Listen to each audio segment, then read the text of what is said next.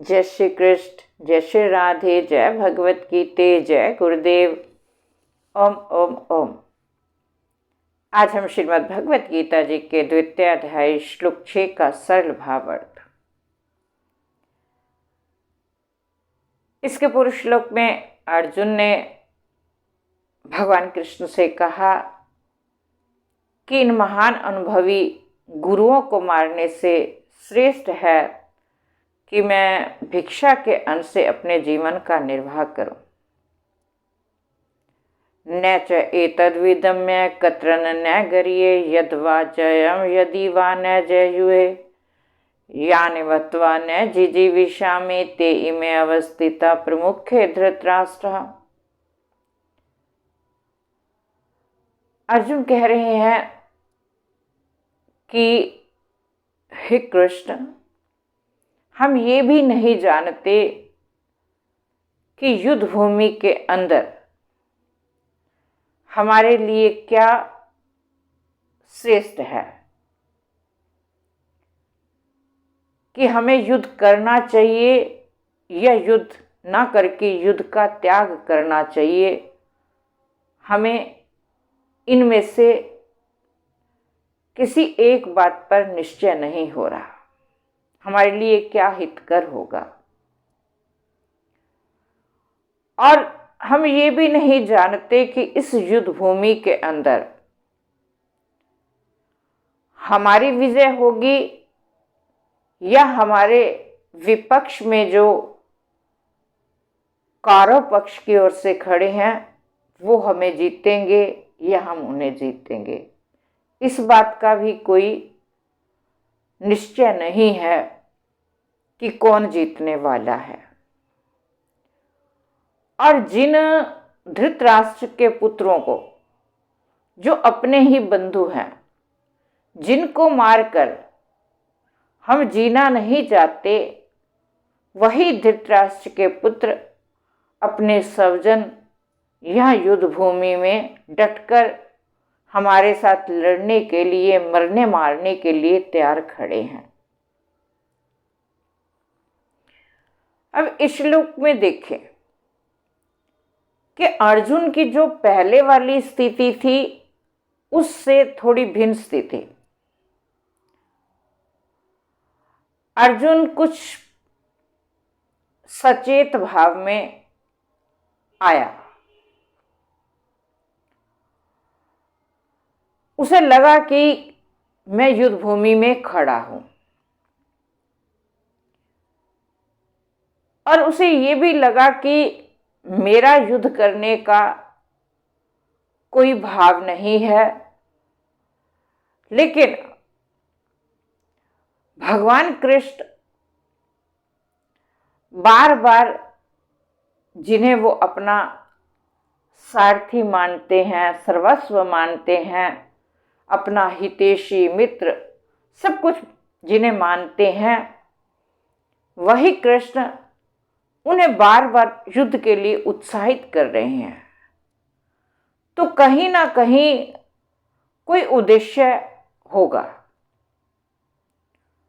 तो इसीलिए अर्जुन भगवान कृष्ण से फिर भी अपना ही पक्ष, अपना ही तर्क रख रहे हैं कि आप मुझे बार बार युद्ध के लिए प्रेरित कर रहे हैं, लेकिन युद्ध के अंदर क्या परिणाम होने वाला है हम इस बात को अच्छी तरह नहीं जानते।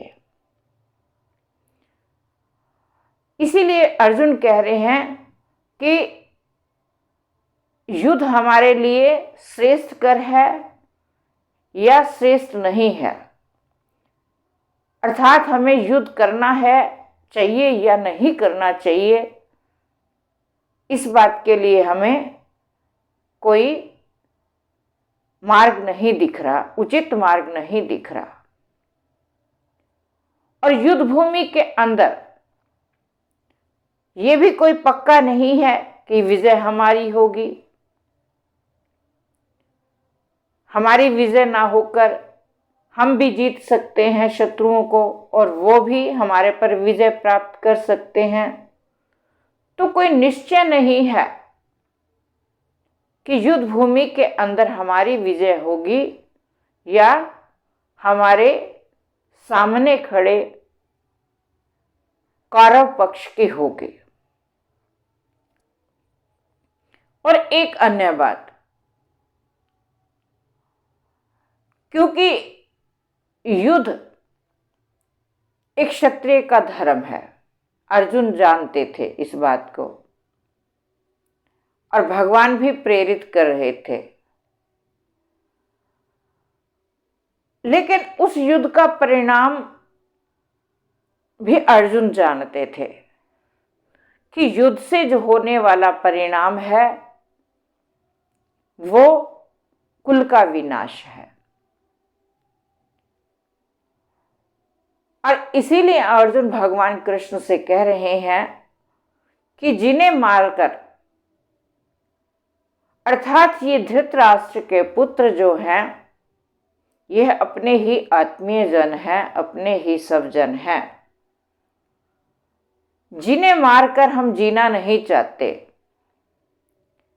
ये वही धृतराष्ट्र के पुत्र हमारे मारने के लिए युद्ध भूमि में डटकर सामने खड़े हैं। अर्थात हम इन्हें मारना नहीं चाहते, लेकिन ये हमें मारने के लिए तत्पर खड़े हैं, युद्ध में डटकर खड़े हैं, तैयार होकर खड़े हैं। इसीलिए अर्जुन की जो स्थिति थी उस समय दुविधाजनक थी कि क्या करना चाहिए, क्या नहीं करना चाहिए।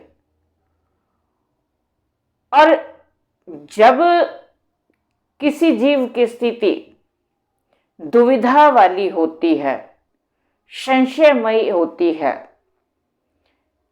किसी निर्णायक स्थिति पर जब जीव नहीं होता, तो तब जीव को एक आश्रय की आवश्यकता होती है, एक ऐसे आधार की, ऐसे सबल आश्रय की जरूरत होती है जिसके आश्रय से वे, जिसके आधार से वे उचित निर्णय ले। और उस समय अर्जुन को कुछ और नहीं दिखा और तब अर्जुन ने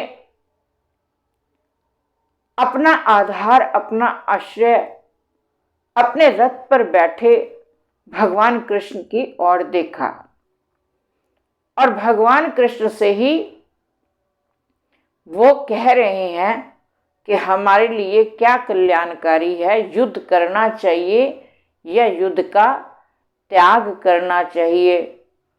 और अर्जुन की इसी जिज्ञासा, इसी दुविधा को देखते हुए गीता के उपदेश करने वाले भगवान कृष्ण ने तब एक उचित वातावरण देखा श्री गीता जी के उपदेश के लिए। और वही अर्जुन अब भगवान कृष्ण की ओर आस लगा के खड़े हैं कि वो मेरा किस प्रकार से आगे मार्गदर्शन करेंगे। तो जब जीव की कोई दुविधा, कोई संशय में स्थिति हो, तो जीव को भी चाहिए एक ऐसे संत की, ऐसे शास्त्र की, ईश्वर की शरणागत हो जाना चाहिए ताकि उसे एक उचित निर्णय में स्थिति तक वो ले जा सकें।